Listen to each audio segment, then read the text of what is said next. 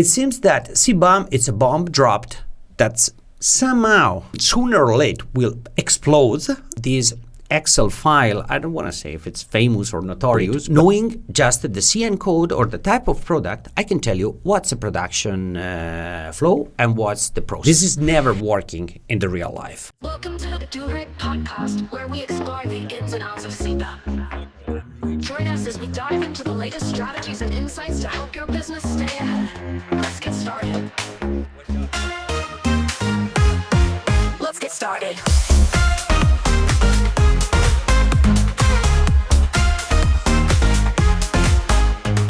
Carbon border, let's adjust. Thank you very much for inviting me here and inviting me to this podcast. I started my career in the steel more than 20 years ago, and now I'm still involved in the steel as a consultant. I've been working in production. I've been involved quality manager, quality director.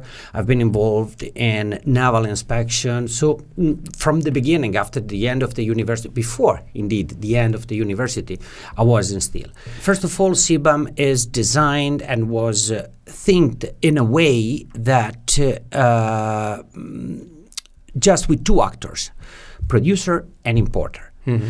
This is never working in the real life. Normally you have something in between, a trading company, a financing company, maybe an external importer because the material is imported in Europe but by a foreign company. Especially with this Excel file, I don't want to say if it's famous or notorious, but with this Excel file, it's really complicated to transfer the information because we all know that just opening and closing an Excel file, maybe not refreshing the links or something like that, can complicate the data, can modify the data, and can transform the file in something not usable. And over, just to make that clear, right, like over the last 5-6 months, I've seen a lot of communication templates, but I hadn't seen a communication template as complex as the one that you sent me a sample of back when we first started working together. And that also highlights a real problem, like the complexity of the processes that some steel factories, steel mills produce.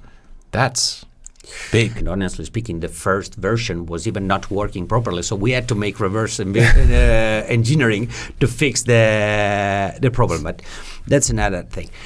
But to use the Excel file also for the communication, it cannot work because if it's something that must be studied and understood by a technician in the installation, it cannot be used by the importer because the importer cannot be skilled in steel. Maybe it's a company importing every good for third parties and they don't understand what's going on. Here we are talking about control of the emissions of something produced maybe 10,000 kilometers far away from the place where it's imported, with different cultural approach, different way of calculation, different even units to measure the gas flow or the combustion or everything. And it's really, really complicated. So the CBAM, the way it's designed, the way it was designed, it was really simple, but the reality is different. Complex. Yeah. It's really complex. Yeah. And the idea of the guy that wrote the regulation, you have raw material, producer, and importer. Mm-hmm.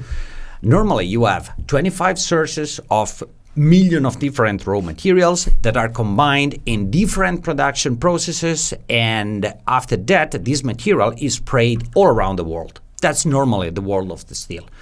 What I'm saying is that CBAM should be tutored by European Union. I understand what you mean. Yeah. And with real feedback from people that sit at the table, are impacted. Exactly. High level, lower levels. It's three of us. You are doing your business. I'm doing my business. Why there is not someone here?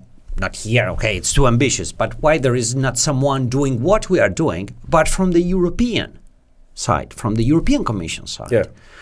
It seems that CBAM, it's a bomb dropped that's somehow and sooner or later will explode. But We don't know when. We don't know if someone is taking care of that. That's something that it's making things a little bit more complicated and making the actors not feeling the right pressure on that. Yeah. So if you're from the European Union and you would like to say something about this, join the podcast. We'd love to have you here in the studio. We mentioned there's 4 components. We Yeah. mentioned there's the ETS price. There is obviously the benchmark. There is the free allowance that's being cut off, but there is a 4th component as Yeah. well.